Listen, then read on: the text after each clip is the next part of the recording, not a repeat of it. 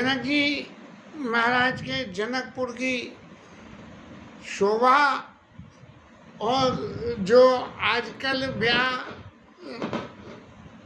ब्याह महोत्सव में सजावट होती है उससे कहीं ज़्यादा 21 कहीं ज़्यादा अच्छी शोभा बनाई गई। और उस बनाई हुई शोभा का सबसे बड़ा गुण एक ही था कि उस बनाई हुई शोभा में जो रियल चीज़ होती थी, देखने में वो रियल लगती थी कि बिल्कुल रियल है और होती आर्टिफिशियल थी। तो जैसे रजसे रुचिरवर बंधन वारे बंधनवार बनाई गई और बहुत सुंदर बनाई गई। और मनाहू मनोभव फंद समारे, माने सुंदरता की वो जो सीमा थी कि जैसे कामदेव ने फंदा लगा के किसी को फंसाने के, बंधन द्वार में एक धागा होगा और उसमें कुछ मांगलिक पत्ते होंगे, तो वो मांगलिक पत्ते उसमें फंसे हुए ऐसी शोभा दे रहे हैं जैसे साक्षात कामदेव ने उन पत्तों को शोभा देके उन धागों में फंसाया गया है। ऐसे ही मंगल कलश अनेक बनाए और मंगल कलश अनेक बनाए, ध्वज पताका पथ चमर सुहाए, बड़े बड़े झंडे बनाए गए, पतंगियाँ बनाई गई और उनसे सजाया गया है, दीपकों से सजाया गया।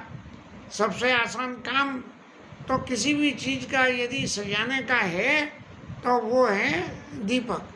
अग्नि सर्वकाल देवताएं और सर्वकाल उपस्थित रहते हैं और प्रत्यक्ष साक्षात अग्नि गवाह होते हैं, इसलिए कोई भी मांगलिक कार्य करने से पहले दीप प्रज्वलित किया था। दीप ज्योति पर ब्रह्मा, दीप ज्योति जनार्दन, दीपम हरति मे पापम, दीप ज्योति नमोस्तुते। दीप जला के उसकी वंदना करी जाती है कि परब्रह्म दीपक, दीप ज्योति परब्रह्म, दीप ज्योति सनातन। सनातन माने कल भी था, आज भी है और आगे भी रहेगा। और दीप ज्योति परब्रह्म, दीप ज्योति दीपम हरतु मे पापम। दीप ज्योति जो है हमारे पापों का हरण करती है, क्योंकि हम अंधेरे से उजीते की तरफ आते हैं। अंधेरे में कोई भी काम गलत गड़बड़ होने की बहुत गुंजाइश हो जाती है, रोशनी में गुंजाइश कम हो जाती है। कहते हैं कि सारे गलत काम रात को ही होते हैं। दीपम हरतु मे पापम, दीप ज्योति नमोस्तुते। ऐसे दीप मनोहर मन में नाना, जाय न वर्णन विचित्र बिताना।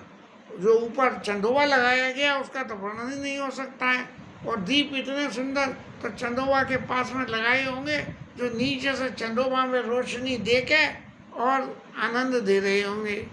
और फिर महाराज जी मंडल दुल्हाना वही दे सोबरने से मति करके।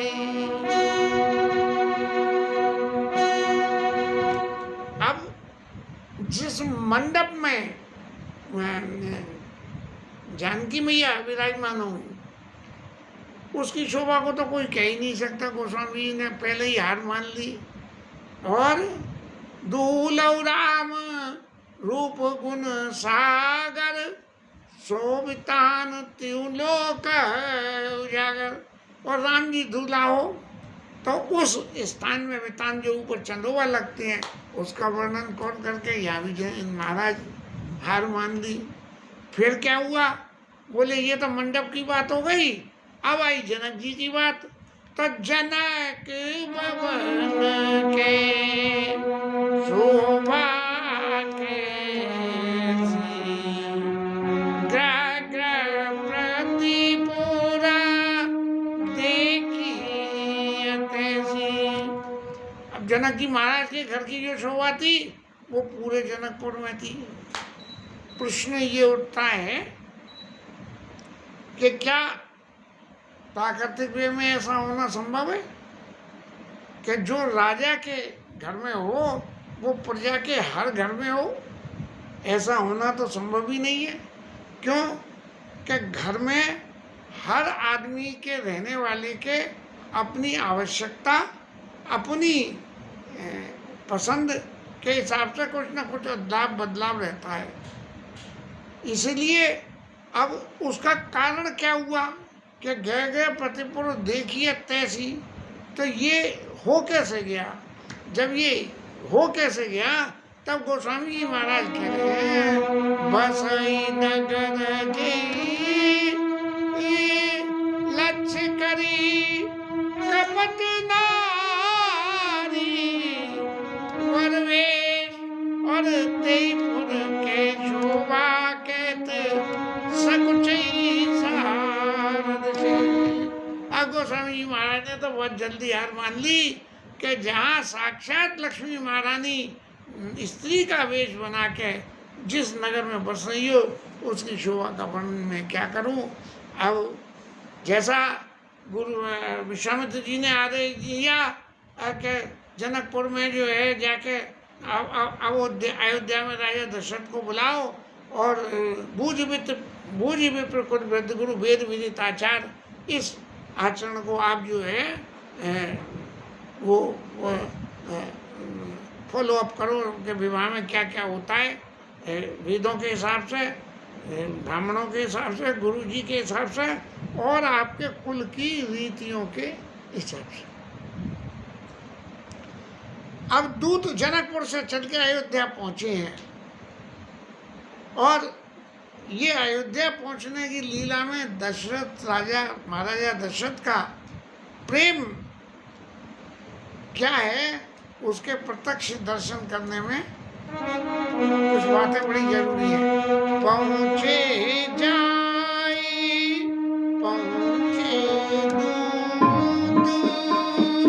रामपुर पावन, अरजे नगर बिलोकी सुहावना,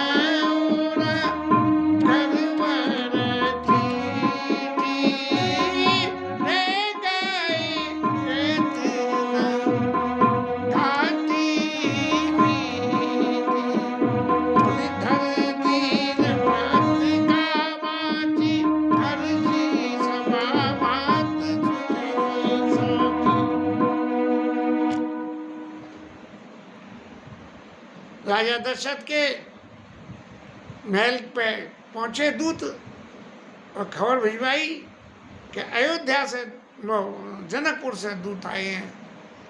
अब महाराज गुरुजी ने तो पहले ही कह दी थी, तो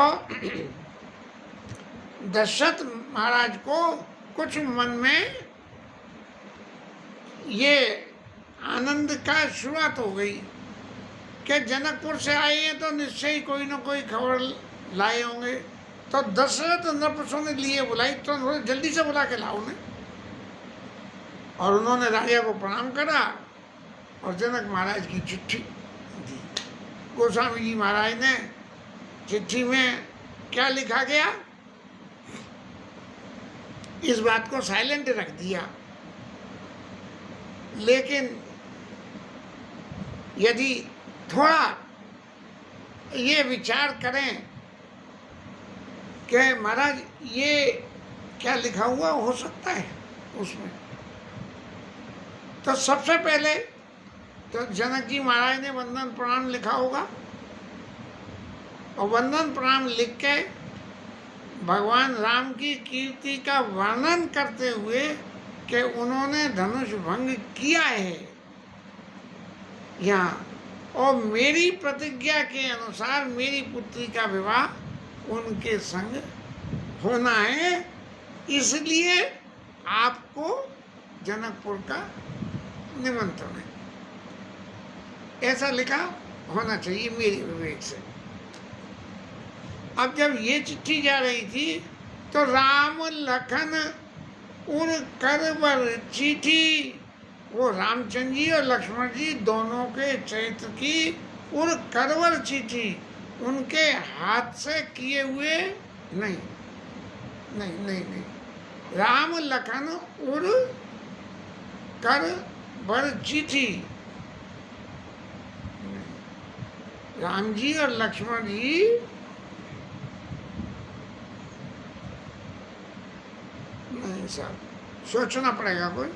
और रह गए कहते न खाटी मीठी, महाराज राजा दशरथ ने पढ़ तो ली कि भाई धनुष तोड़ दिया, और धनुष तोड़ के और सीता जी की पुत्री अपनी पुत्री का विवाह उनके संग करना चाहते हैं और हमें निमंत्रण दे रहे हैं। तब वो सुन के जैसे कोई आदमी कोई चीज़ खाना चाह रहा हो और मुंह में रखे, और मुंह में रखते ही उससे पूछा जाए हाँ भाई कैसी है, तो उसको थोड़ी सी देर उसके स्वाद लेने में लगता है। तो ये रह गए कहते ना खाटी मीठी, कि खट्टी है कि मीठी है, इस बात को समझने में कुछ समय लग गया। और जब ये इन्होंने कहा तो उन्हें सही विश्वास नहीं हुआ। तो पुण्य धर धीर पत्रिका वाची, फिर दोबारा से पढ़ी उन्होंने पत्रिका को, और हर्षी सभा बात सुनी साझी। अब पहले तो धीरे से मन में यूं पढ़ी चुपचाप, और दोबारा जोर से पढ़ी, और सभा ने सब सुनी इस बात को।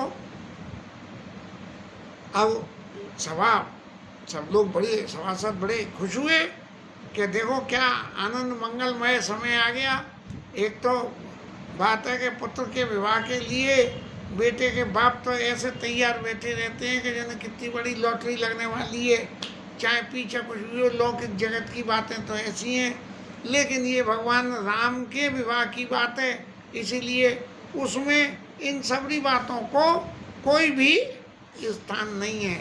लेकिन ये बातें चली रही थी तब तक भरत जी और शत्रुघ्न जी महाराज के पास भी हर्षी सभा बात सुने सांची, सभा में से जाके किसी ने खबर कर दी कि जनकपुर से दूत आए हैं और खबर लेके आए हैं क्या धनुष तोड़ दिया और जनक महाराज अपनी पुत्री का विवाह राम जी के संग करना ना। और फिर आ तो गए राजा के पास में, लेकिन जो संकोच की अवस्था का वर्णन किया कि पूछत अति स्नेह सकुचाई, खबर तो मिल गई लेकिन फिर भी प्रेम के वशीभूत होके और वो पूछ रहे हैं कि तात कहाँ ते पाती आई, महाराज ये पत्रिका कहाँ से आई है। खबर तो उन्हें मिल गई कि राम जी के चरित्र में ऐसा ऐसा हुआ है, लेकिन महाराज कहाँ से बता आई है। और पत्रिका आई वो तो एक अलग बात रही, लेकिन प्रश्न क्या किया, प्रश्न किया कुशल प्राण प्रिय बंधु दो, महाराज हमारे भाई कुशल तो हैं, आहाई कहू के देश, किस देश में, सुन स्नेह साने वचन बाची बौरी नरेश। तो महाराज दशरथ ने जो है इतने प्रेम में अधीर हो गए कि उस गुण का वर्णन करते नहीं बनने आता, तो उन्होंने डायरेक्ट स्पीच में सीधी की सीधी पत्रिका को बाँच के और भरत जी और शत्रुघ्न जी के सामने सुना दिया। और फिर उनकी क्या स्थिति, सुन पाती बोला के दो भ्राता अधिक स्नेह समात न गाता। इतना स्नेह राम जी के प्रति प्रति पैदा हो गया कि उनके अंदर जो है, और उनकी स्फीति को देख के सभी सभा को कि देखो छोटे भाई बड़े भाई के विवाह की तैयारी में कितने खुश हैं। इस तरह तब नप दूत निकट बैठा रे। महाराज दशरथ ने ये कहा, सोचा मन में कि ये जो पत्रिका आई, इस पत्रिका की ऑथेंटिसिटी कितनी है। ये जो लेके आए हैं, ये मीडिएटर हैं कि राजा जनक के दूत हैं। तब उन्होंने सबसे पहला प्रश्न ये किया कि भैया कहो कुशल मेरे बारे। भैया, दूतों से कही भैया कि मेरे पुत्र कुशल तो हैं। अब कुशलता की पहचान क्या है कि तुमनी के, तुमने सुनी हुई बात बता रहे हो, निज नयन न्यारे, तुमने अच्छी अवस्था में उन्हें अपनी आंखों से देखा तो है। निश्चित रूप से, क्योंकि इतने बड़े यज्ञ में इतने लोगों के बीच में जो धनुष तोड़ा गया और तोड़ने की जो सारी क्रिया हुई, उसका सब पूरे जनकपुर ने दर्शन किया है। तो तुमनी के निज नयन न्यारे, तुमने देखे? महाराज देखे हमने, और बहुत ही सुंदर है। और बोले अच्छा, तुम उन्हें पहचानते भी हो ना अच्छी तरह से? ऐसा तो नहीं है कोई और किसी राजा के बेटे हो, वो हमारे नहीं है? तो बोले नहीं, यदि तुम पहचानते हो तो पहचानने के बारे में क्या करो। व्यक्ति की पहचान क्या होती है? व्यक्ति की सबसे बड़ी पहचान है कि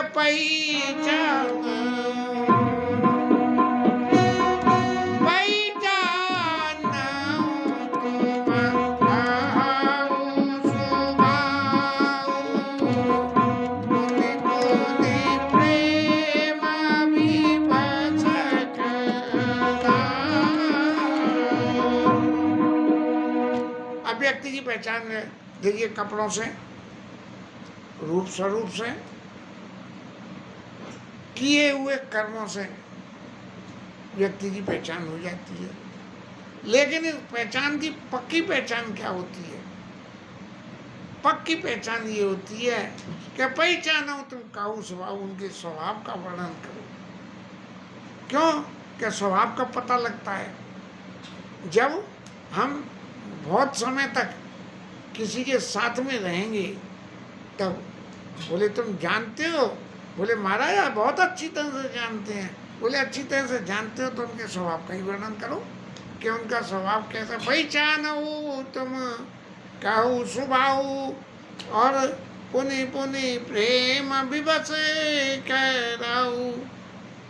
अब राजा को तो जो है बड़ी मन में एक, जैसा कहना चाहिए, उथल पुथल होने लगी कि भैया क्या है क्या नहीं। और दूतों ने राम जी के स्वभाव का जो वर्णन करा कि महाराज, यहाँ तक दूतों ने कह दिया कि महाराज आपके पुत्रों को देख के और ये स्थिति हो गई कि अब न आँख तरी आवत को, अब आपके पुत्रों को देख के आँख में कोई दूसरी चीज अच्छी नहीं लगती है। दूतों ने कितना सुंदर वर्णन करा। और राजा दशरथ कह रहे हैं कि जा दिन ते मुनि गए लवाई, तुमने जो उनके स्वभाव का वर्णन कर दिया, उसकी वजह से जिस दिन से विश्वामित्र ऋषि देवा के ले गए हैं, तब ते आज सांच सुन पाई उनकी सच्ची खबर। और तो खबर आती रही, लेकिन सच्ची खबर आज आई। और फिर एक बात और बता दो कि भाई ये ठीक है कि अयोध्या महाराज के पुत्र हैं, कोई दोष नहीं है, और लेकिन राजा जनक ने उन्हें कैसे पहचान लिया? भाई जनक जी और दशरथ जी के बीच में निश्चित रूप से कोई स्टैंड स्टिल संवाद नहीं होता था, तो राजा जनक ने उन्हें पहचाना कैसे? तो सुनाओ महीपति मुकुटमणि, तुम सम धन्य न को राम लखन, जिनके तनय विश्व विभूषण दो।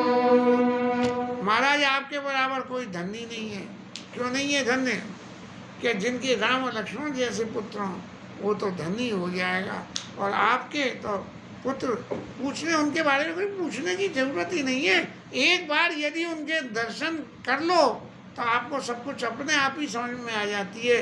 पुरुष सिंह त्यू पुरुष जियारे, बिल्कुल जैसे शेर, जानवरों में शेर होता है, ऐसे पुरुषों में उतने सुगठित, उतने सुदृढ़ हैं। त्यू पुरुष जियारे, पृथ्वी आकाश पाताल तीनों में जिनके यश का वर्णन हो रहा है, और जिनके जस प्रताप के आगे शशि मदीन रवि शीतल लागे, कि उनका यश क्या है? उनका यश क्या है कि इतना इतना वहाँ राजाओं ने उद्यम किया, लेकिन हमारे राम जी महाराज कहीं कुछ नहीं बोले। और जब गुरुजी ने आज्ञा दी तब धनुष के पास में गए हैं। इसलिए तिन के शशि मदीन रवि शीतल लागे, चंद्रमा फीका लगने लगे, और सूर्य महाराज जो तपाते हैं वो जो है ठंडे लगने लगे। उनका यश ऐसा है, ऐसा वर्णन जो दूतों ने करा, और उनके वर्णन को ये कह के दूत कह रहे हैं कि महाराज आप ये पूछ रहे हो, तिमी किम कैया भूप किन चीने, देखी रवि की दीप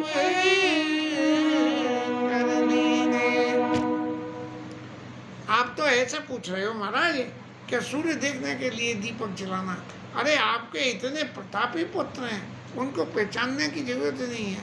अब वहाँ महाराज स्वयंवर की कथा और सुनो, ये तो कथा रही पहचानने की, लेकिन स्वयंवर में इतने राजा आए और किसी पे धनुष नहीं टूटा, और रावण महाराज आए और बाणासुर महाराज आए, उन पे भी नहीं टूटा।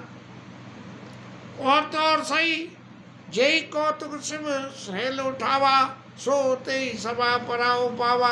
अब रावण महाराज ने, जिनने शंकर जी के धनुष के शंकर जी समेत कैलाश पर्वत को उठा लिया जिसने, तो वो शंकर जी के धनुष को नहीं उठा पाया, और वो भी वैसे ही चला गया। वहां पे तारा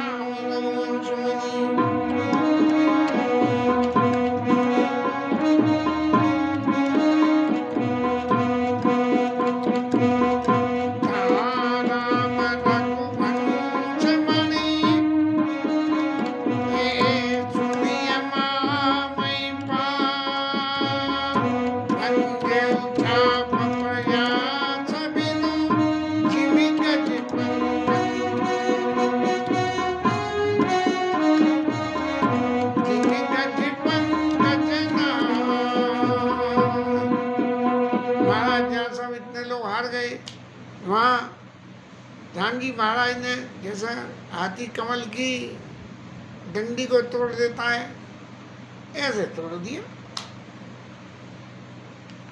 अब ये जो स्थिति बनी दूतों के मार्फत समाचार की, और उसे सुन के राजा के हृदय में जो आनंद हो रहा, उस आनंद की कल्पना करना तभी शायद संभव होगा कि जब हमारे सतत रामलीला दर्शन जिसने करियो, कि उस वक़्त जो दशरथ जी महाराज के क्षेत्र पर कैरेक्टर बैठते थे, उनकी चेहरे की आभा और खुशी को दर्शन किया हो, हमने किया है। इसीलिए महाराज अब एक बात आगे की और सुनो, सुने सरोज भ्रवनायक आए। अब तो महाराज परशुराम जी आ गए, और उनने बहुत राम जी को डराने धमकाने की कोशिश करी, लेकिन नहीं डरा पाए। बड़े शॉर्ट में इस बात को कह दिया, देख राम बल निज धन दीना, और राम जी को देख के अपना धनुष और दे के कर दिया, और करे बहु विनय गबन बन कीना। और फिर महाराज परशुराम जी महाराज ने जो क्षत्रियों के दुश्मन थे, क्योंकि राजा दशरथ क्षत्रिय थे, तो परशुराम जी को निश्चित रूप से जानते ही होंगे, लेकिन क्योंकि ये धर्म सम्मत राज्य करते थे, जो अधर्मी राजा थे उनको जो है काट काट के यज्ञ में चढ़ा दिया था इन्होंने, परशुराम जी महाराज ने। लेकिन दशरथ जी के ऊपर तो कभी ऐसा आने का मतलब ही नहीं था। तो इसीलिए राजन राम अतुल बल जैसे, और तेज निधान लखन पुनीत तैसे। कंपै भूप बिलोकत जाके जिन्हें गजहर किशोर के ताके। राम जी का तो पता प्रभाव तो है ही है, लेकिन महाराज लक्ष्मण जी के बल के मारे तो सबरे जो है बाकी सब राजाओं की ऐसे जो है चूरन चटनी बन गई। जैसे कोई शेर आ जाए तो हाथियों की हवा खराब हो जाती है। और देखी देव तब बालक दो, अब न आंख तरे आवत को। महाराज अब दूसरी चीज तो कोई अच्छी नहीं लगती आपके पुत्रों के आगे। कोई बड़ी हलवाई की दुकान की मिठाई खा लो तो दूसरे के दुकान की मिठाइयाँ कुछ अच्छी नहीं लगती है। और इन दूतों की ऐसी अलंकार युक्त रचना को सुन के राजा इतने प्रभावित हो गए, इतने प्रभावित हो गए कि दूतन देन निछावर लागे और अपने पुत्रों की जगह मेरे पुत्रों की निछावर आप इतना शुभ समाचार लाए हो तो मेरे पुत्रों की इस निछावर को आप ग्रहण करो। तो कई अनित ते मुझ प्राणा और धर्म विचार सभी सुख माना। उन्होंने दूतों ने कहा कि हम कन्या पक्ष के लोग हैं, इसलिए वर पक्ष के लोगों से कोई भी निछावर लेना हमारे लिए नीतिगत बात नहीं है। लेकिन बात सारी सभा ने जब ये बात सुनी तो सुन के उनको इतना सुख हुआ। दूत कई अनित्य मुदे पाना धर्म विचार सभी सुख माना। सब लोगों ने सुख ये माना कि देखो कन्या पक्ष के दूत भी कितने चतुर हैं कि बिटिया के यहाँ से कुछ लेके नहीं आते हैं। तब उठी भूप वशिष्ठ कहूं दीन पत्रिका जाई, कथा सुनाई गुरु तब सादर दूत बुलाई। अब महाराज वशिष्ठ जी के पास में गए और जाके उन्हें पत्रिका दी और दूतों को संग ले गई। और दूतों को संग ले जाके उनके सामने वशिष्ठ जी महाराज के सामने वो सारी क्रिया, वो सारी कथा जो वशिष्ठ जी ने पहले ही राजा को तब वशिष्ठ बहुविधि समझावा न पसंदे नाश कर पावा। तब जो है राम जी को बुला कर विश्वामित्र जी को समर्पण किया गया कि मेरे प्राणनाथ सुत दो तुम मुनि पिता आन नहीं को। और विश्वामित्र जी ने पिता का फर्ज निभा के पुत्र के विवाह के महोत्सव में ले जाके उनके विवाह की रचना करवा दी। इसके साथ ये कथा विश्राम।